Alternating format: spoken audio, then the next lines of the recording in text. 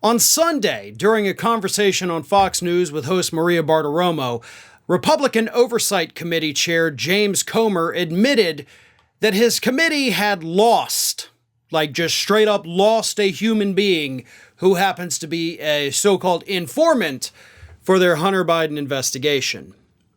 So at that point, we knew, okay, Republicans have lost a person who was allegedly giving them all the dirt on Hunter Biden. That's bad enough. But then, and I guess in an attempt to outshine Comer, Marjorie Taylor Greene goes and does an interview with Steve Bannon where she says, oh, we've lost a lot more than one. In fact, we've lost all of them, except for one. Marjorie Taylor Greene told Steve Bannon that all of the witnesses and informants that they have had are now missing. Except for that one. They got that one. So here's what she said. Now, the truth that I can tell everyone this morning is we have not lost the submarine. That whistleblower is very safe, but he does fear for his life, and rightfully so. That's a key I'll get back to in a minute.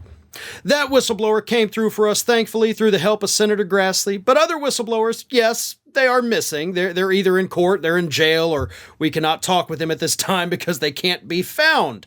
And our investigation is so important, Steve, that this will bring down the President of the United States. So we're supposed to take the word of these so-called whistleblowers who, some of them, as she says, like they're lost, but they're not actually lost. They're just in jail.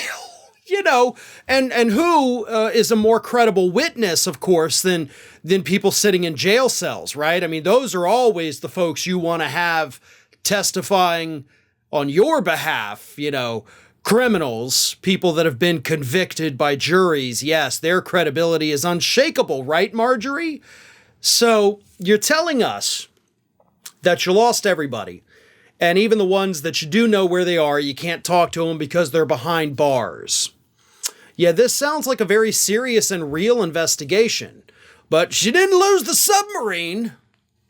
Now, I don't know if that's like code for something, like we call him the submarine because he's, I don't know, airtight, watertight.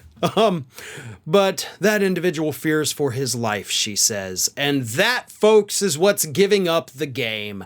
That is why Republicans are out there claiming we've lost the witnesses. They want their base to start spreading conspiracy theories that the Biden administration has taken these people out. That is what she is trying to do. That is why she brought up the point that he fears for his life. I don't believe it for a second, neither should you. But I guarantee you, as this story progresses, because again, it's been progressing since Sunday, you're gonna start seeing these conspiracy theories pop up that the Biden administration's taking these people out because they have all the information. What's really happening is that these individuals don't have anything to offer. You don't just lose whistleblowers and informants. You keep track of them. You know where they are. If need be, you put them under protection, which the House does have the authority to do that.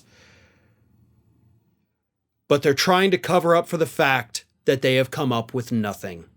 So in order to distract from their failures, they're trying to launch a conspiracy theory that somehow these people are disappearing. But they're not disappearing. They're just giving them garbage, so they've stopped talking to them. That is what is really happening. They've had multiple opportunities, the House Republicans, during one of their many press conferences, of course, the most recent last Wednesday, to lay out any evidence. Even Fox News hosts have called out these Republicans for not having any evidence. As I talked about in a segment over the weekend, you actually had one Republican senator who said you're just going to have to pretend that there's evidence, because that's all they have. They got no witnesses, they got no informants, they got no whistleblowers, and they have absolutely no evidence to back up any of their claims. And if they do have that evidence, for some reason, they're refusing to come forward with it, even though they've literally had opportunities every single day to do that. Doesn't sound like a very trustworthy investigation, if you ask me. Hey everyone, this is Aspen. And did you know that for the low cost of $0 per day, you can subscribe to the Fair and Balanced YouTube channel? We also encourage you to like, comment, and share, but again, click that subscribe button and help Aspen. Oh, not be so grumpy.